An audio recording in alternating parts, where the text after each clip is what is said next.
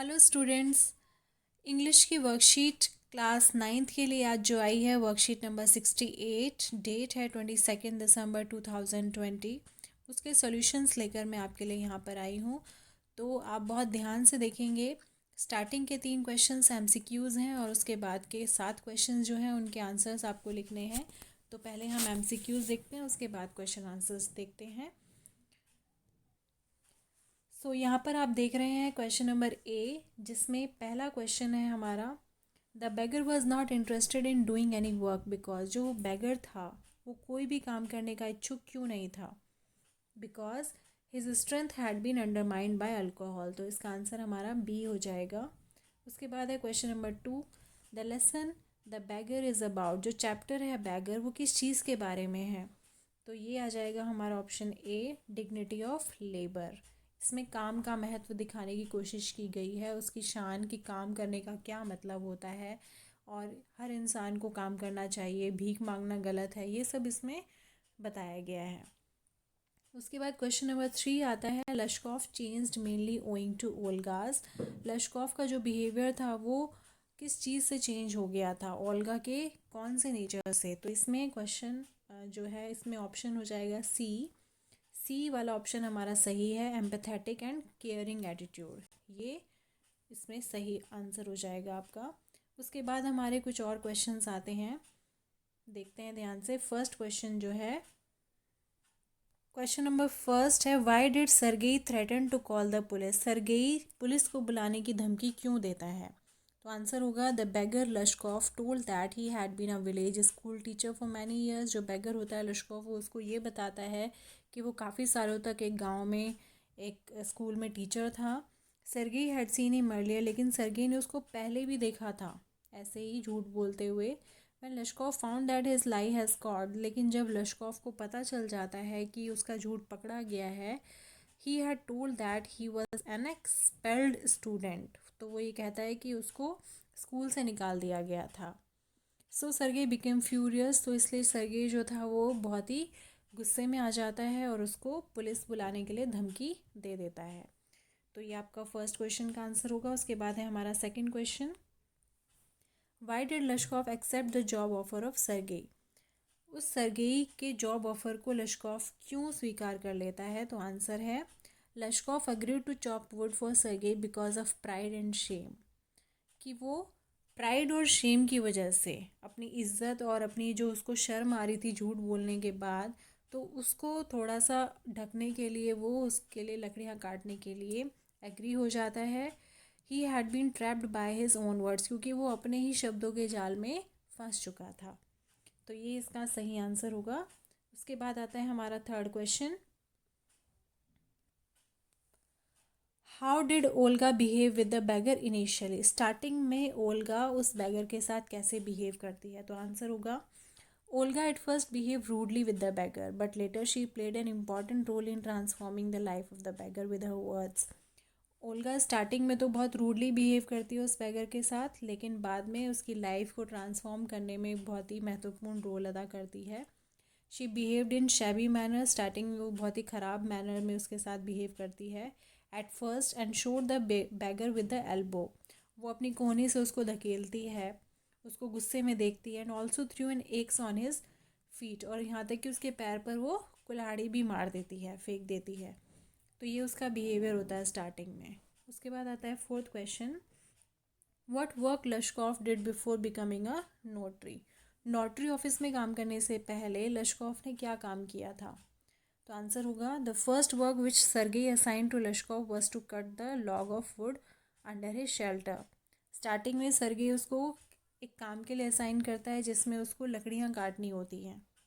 बाद में he sent him to one of his friends to do the job of copying. बाद में वो उसको अपने एक फ्रेंड के पास भेज देता है जहाँ पर उसको लेटर्स को कॉपी करने का काम दे दिया जाता है। तो ये इसका सही आंसर होगा। फिर आता है हमारा next question, question number 5,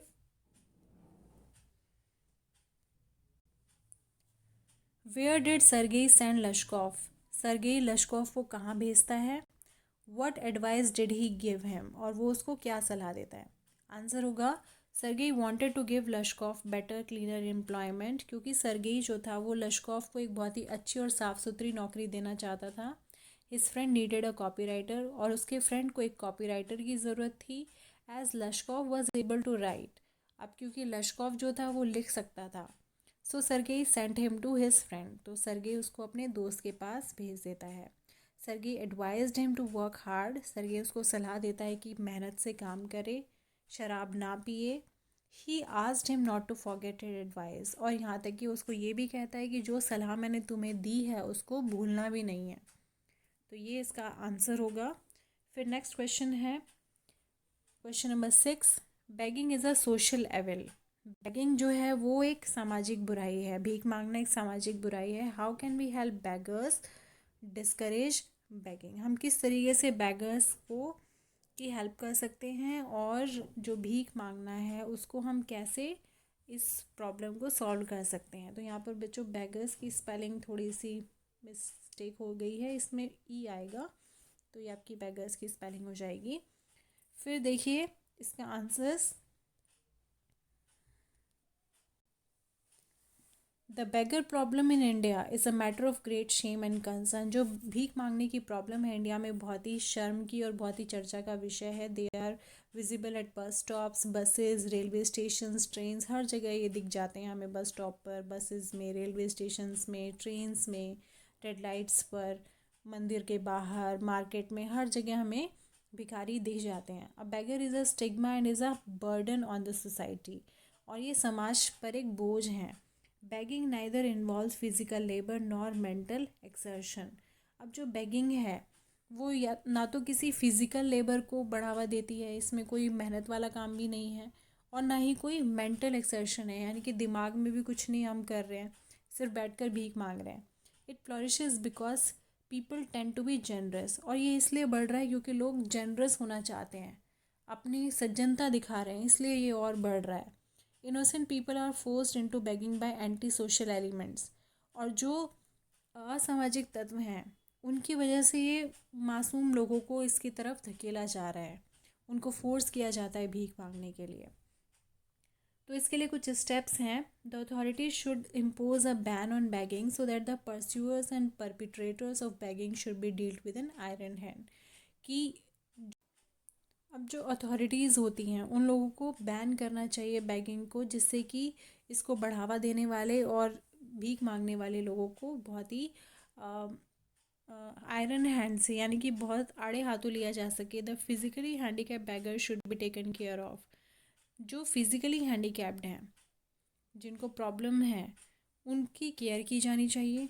banning of begging is a positive step, begging को बैन करना एक पॉजिटिव स्टेप होगा। And will help counter the menace of beggars in the city, और ये इस प्रॉब्लम को बढ़ाने में भी हेल्प करेगा कि इस प्रॉब्लम को ज़्यादा बढ़ने से रोका जाए। Many people consider begging as a source to obtain money without doing any work. अब कुछ लोग सोचते हैं कि जो बेगिंग है बिना काम किए पैसे मिल जाते हैं इसमें, तो इस वजह से और ज़्यादा ये बढ़ रही है। अब गवर्नमेंट को क्या करना चाहिए? The government should rehabilitate the aged, the ill and physical challenged beggars. जो बूढ़े लोग हैं, जो बीमार हैं या फिजिकली चैलेंज्ड बेगर्स हैं, उनकी केयर ऑफ करनी चाहिए।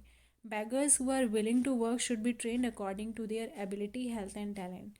अब जो बेगर्स काम करने के इच्छुक हैं उन्हें उनकी योग्यता, उनकी सेहत या उनके हुनर के हिसाब से उनको काम दिया जाना चाहिए। The healthy beggar should be forced to work for their livelihood. जो हेल्दी बेगर्स हैं उन लोगों को फोर्स किया जाना चाहिए कि वो अपनी आजीविका कमाने के लिए काम करें। People should stop giving alms to beggars, और लोगों को भी, भिखारियों को भीख नहीं देनी चाहिए, इससे इस बुराई को कम करने में थोड़ी सी हेल्प मिल सकती है। तो ये आपका इसका आंसर था। उसके बाद आता है हमारा next question 7, empathy and compassion can bring positive change in human being. Discuss with the reference to the lesson.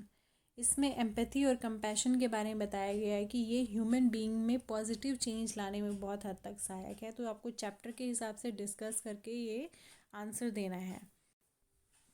सो इसका आंसर देखेंगे, Yes, it is true that compassion and empathy can bring positive changes in the human being. कि हाँ, ये सही है कि compassion और empathy जो है वो एक इंसान के बीच में positive changes ला सकते हैं.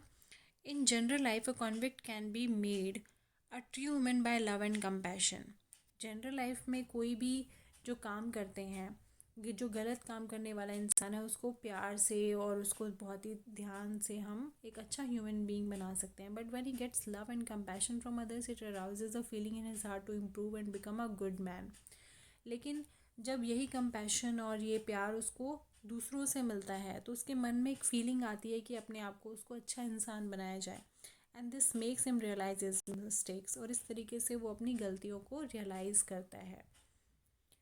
अब चैप्टर के हिसाब से क्या था कि ओल्गा जो सरगेई की कुक थी would react to Lushkov's appearance at the house by shouting है. स्टार्टिंग में तो क्या करती है कि वो लश्कोव पर बहुत चिल्लाती है.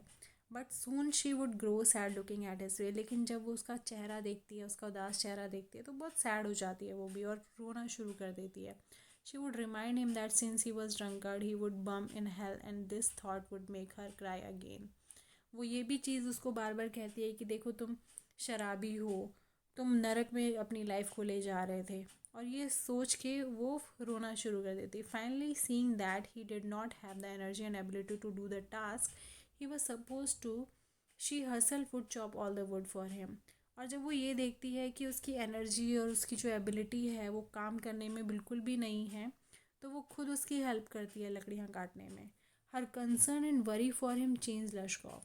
तो यही कंसर्न और यही उसके लिए जो दुख था कि उसकी आंखों में जो उसको दुख दिखाई देता था, तो ये सब चीज़ें देखकर लश्कोव चेंज हो जाता है. He stop drinking and work hard to improve his life. तो वो शराब पीना छोड़ देता है और अपनी लाइफ को इम्प्रूव करने के लिए बहुत ज़्यादा मेहनत करता है.